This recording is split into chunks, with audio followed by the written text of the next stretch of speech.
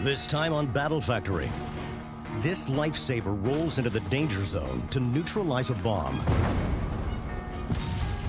A transport vehicle that's battle-ready anywhere, even underwater. And if you have to bail out at 30,000 feet, this Life Raft could mean you'll live to tell the tale.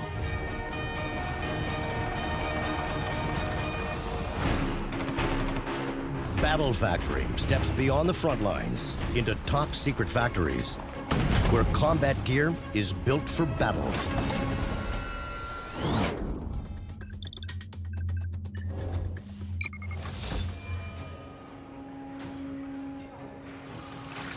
When this piece of aluminum is welded and wired, it will become a robotic arm that can punch through walls, look for suspicious objects, and carry deadly explosives safely beyond the blast zone.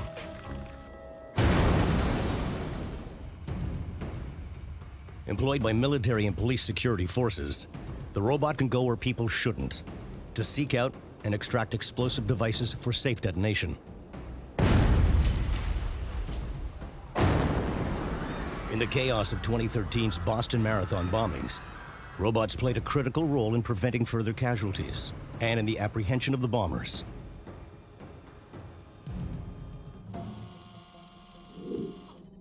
The robot, named the WM Knight, is made up of the arm, the hazard probe, and the chassis.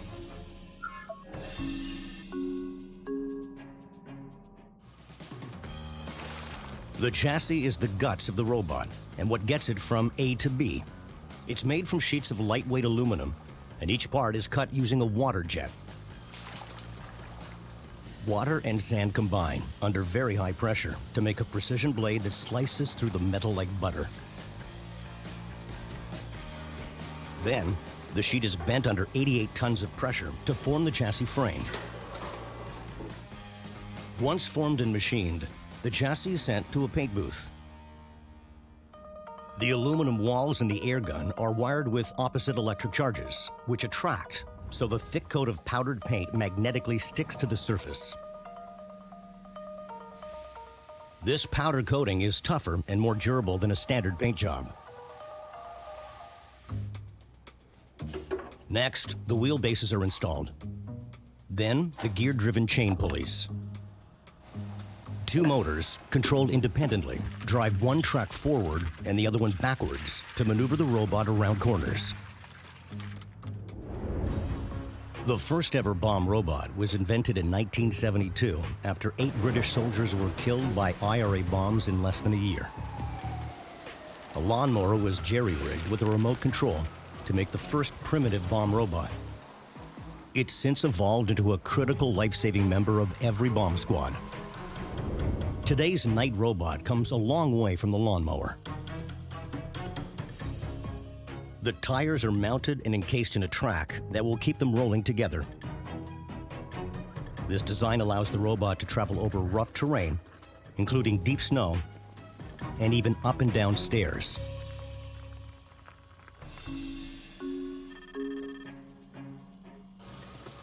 The arm is cut from aluminum using the same water jet process as the chassis. Then, it's welded together and painted. The arm of the bomb robot is designed to move like the human arm. Its aluminum shoulder, elbow, and wrist move independently. It's strong enough to lift 113 kilograms, and its unique hand grip is precise enough to pick up a paper cup without crushing it. The secret to the precision is in its gearboxes. Each one is outfitted with a complex gear system, allowing the joints to move in multiple directions. The arm's cables, made of copper wires, are the nerves and tendons that connect it to the operator. The cables are threaded into the arm's aluminum skeleton, and the arm is now operational. Kitted out with lights, camera, and an infrared scope, the arm can extend 3 meters in the air to access hard-to-reach spots. And it can be controlled remotely to keep humans out of jeopardy. In the manhunt following the Boston bombings, when the killer was finally found, it was a robot who pulled back the canvas tarp to find him hiding in the bottom of a boat.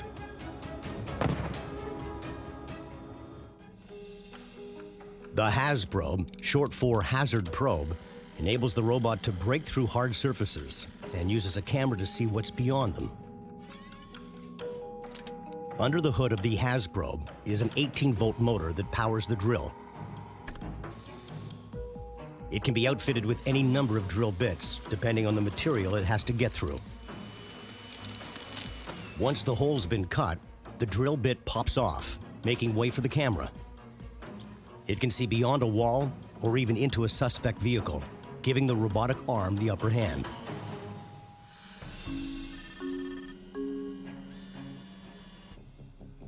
Before the bomb robot can be put into the field, it runs a complete simulation.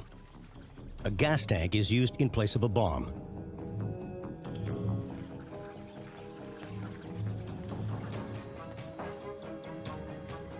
For this test, the robot has been fitted with a small ramrod designed to break through glass.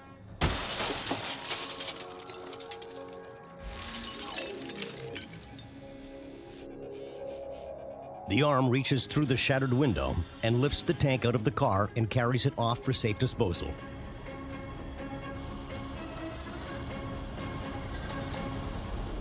With so many soldiers losing limbs and lives to IEDs, over 3,500 bomb robots have been deployed to Afghanistan. And to date, over 750 of them have been destroyed. But for every robot lost, human lives were saved. Coming up on Battle Factory. If you're lost at sea, this raft can buy you the time you need until help arrives. And a bulletproof, waterproof carrier that can track any terrain to bring personnel to the front line.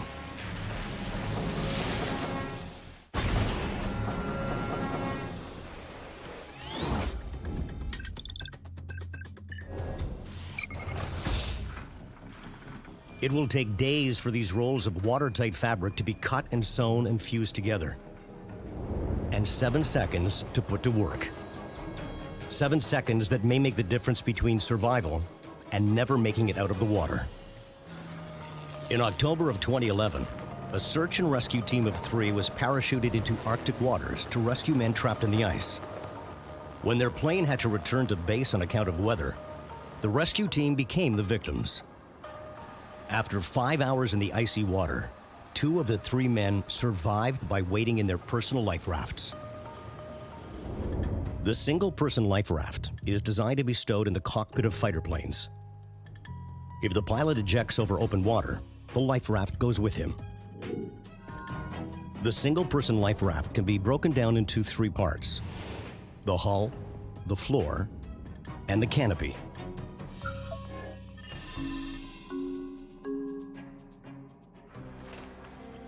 Sheets of bright orange fabric are rolled out. The color has been chosen so the canopy can easily be seen from the sky. Guided by a computer-generated stencil, the electronic cutting station tracks the program measurements, marks the pattern on the fabric, and cuts it out. At the sewing station, Velcro trim is attached to the edge so it can be closed around the body. Velcro is flexible and can withstand the high-pressure vacuum packing required for the ejection seat. A zipper would get crushed. If you're bailing out of a fighter jet, help may be on the way. But if you go down in icy water, death by hypothermia can occur in a matter of hours. This canopy can make the difference between life and death while waiting for help to arrive.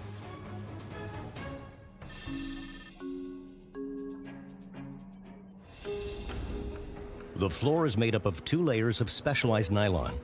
The first layer is brushed with glue, and dimple patches are pressed into the pre-marked spots. When the floor is inflated with an onboard tube, the dimple patches create a quilted pattern of air pockets, which insulates the survivor from the chilling water. When the raft is assembled, it has to be watertight and maintain its buoyancy. The superglue that does this is made by mixing neoprene and a chemical activator. The glue is mixed daily, and every batch is tested. The bond has to withstand at least 5 pounds of force. If the glue doesn't make the grade, any rafts made with the batch are rejected. Next, high-resistance nylon cord will be placed into the floor to assist in inflation. The cord provides a pathway for the gaps between the layers of compressed nylon. Another cord connects the sea anchor known as a drogue, which slows and stabilizes the raft in high seas. While the stranded search team waited for help in their protective canopies, their Life Raft's anchor also kept them from drifting off course and being lost at sea. The two layers of floor are attached, leaving a tube exposed that will be used for inflation.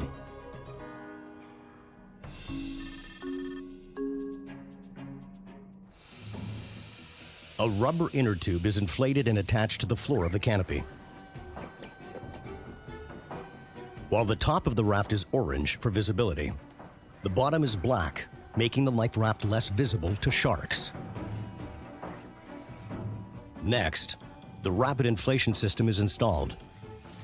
Each raft is fitted with a carbon dioxide cartridge hooked up to the valve on the side of the hull. It'll be used to inflate the raft once it hits the water. Now, the raft is ready to be tested. When it's folded up tightly, it'll be small enough to be fitted in an ejection seat. And in the event of an emergency bailout, it'll be ready to deploy in 7 seconds flat.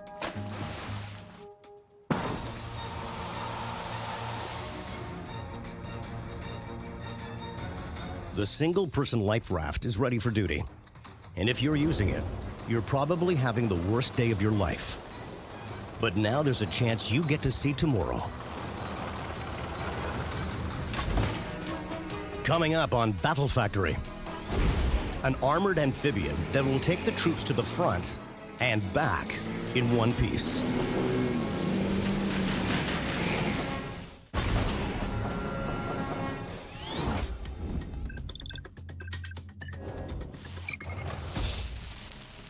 When this steel-plated hull is fitted with controls on the inside and tracks on the outside, it'll become a Viking, an off-road warrior that can get troops in and out of any combat zone, even if it has to go through snow, sand, or water to get there.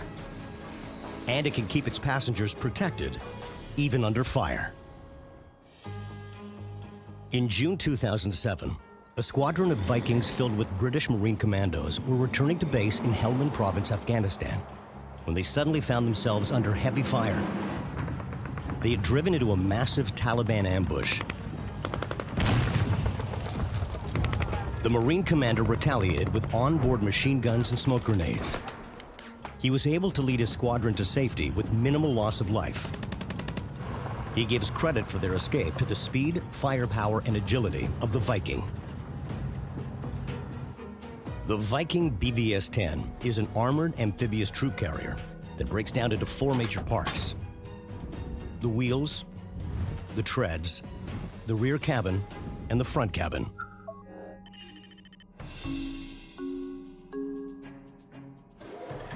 The Viking's bulletproof skin is made of ballistic steel and ceramic plates.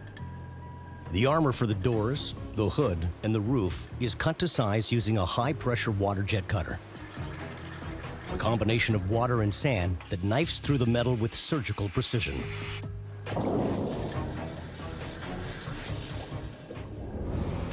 The Viking's 2 cabins hold a dozen soldiers, 4 right up front and 8 in the rear, which can also double as an ambulance or weapons bay for carrying mortars or tank missiles. When the Taliban opened fire on the Vikings with rocket-propelled grenades and heavy machine guns, the Viking's armored exterior protected the men inside. Once cut and bent into shape, cabin pieces are assembled in preparation for welding. A robotic welder lifts and spins the 5-ton cabin into position. Automated torches fuse the bulletproof walls together at exactly the right temperature. Every weld is programmed for accuracy and speed, and every millimeter counts. If the vehicle isn't welded together exactly right, it won't be able to handle the punishment that the rough terrain delivers, and the seams will crack under pressure. It takes 5 full hours to weld the cabin body. The body is designed with flat surfaces to avoid radar detection. The radar echo bounces off the surface in just one direction, which makes the vehicle appear smaller than it actually is. Once the front and rear cabins are complete, they're sent to be painted with an anti-reflective and infrared dampening paint.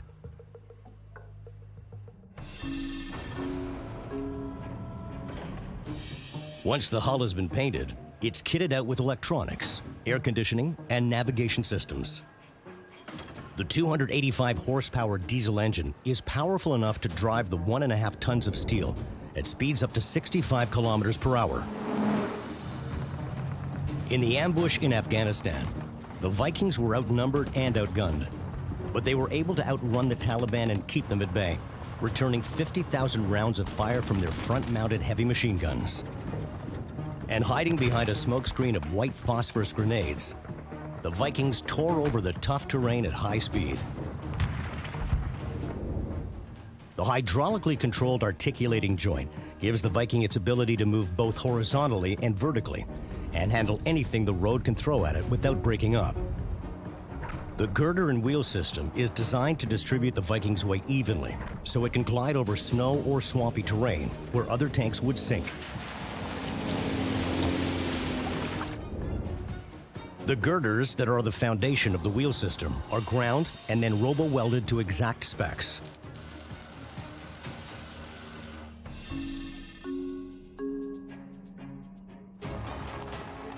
The hard rubber suspension is what enables the tank to take a pounding.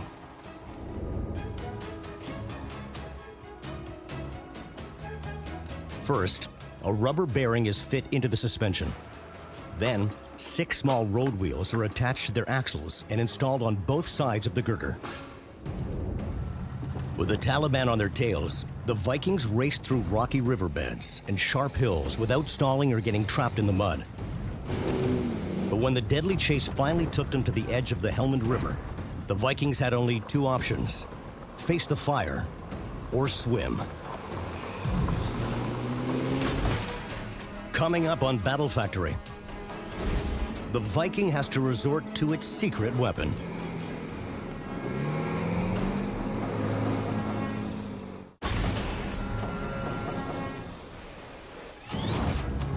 When a squadron of Viking armed troop carriers were ambushed by the Taliban, they found themselves trapped on the shore of the Helmand River.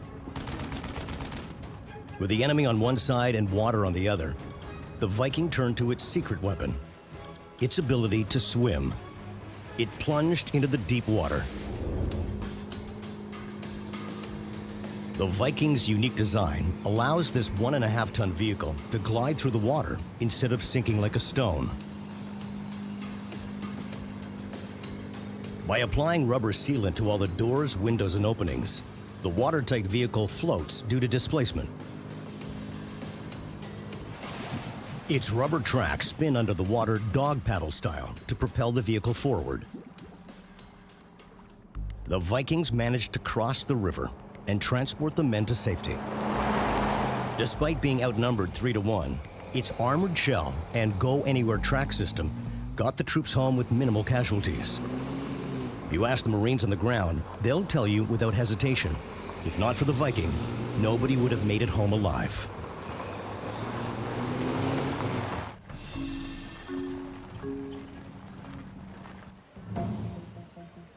The final step is to attach the rubber tread. The hard molded rubber is tough enough to keep on moving, even if the Viking rolls over an anti-personnel landmine. To install the track, the Viking is lifted off the floor. Then the tread is rolled over to the vehicle. A tread wheel is attached, and the rubber track is stretched tight over the road wheels.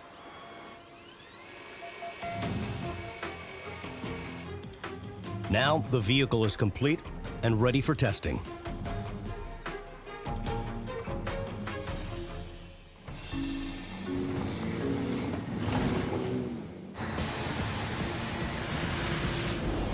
First, the water test.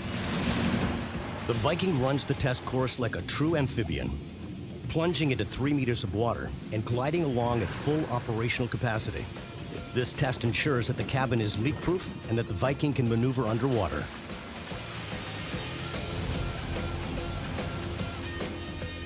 Next is the terrain test, ripping through the deep mud and scaling up a 31-degree grade without slipping.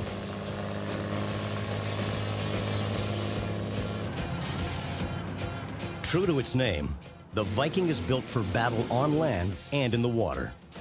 No matter what and no matter where the mission, the Viking can get you there and back in one piece.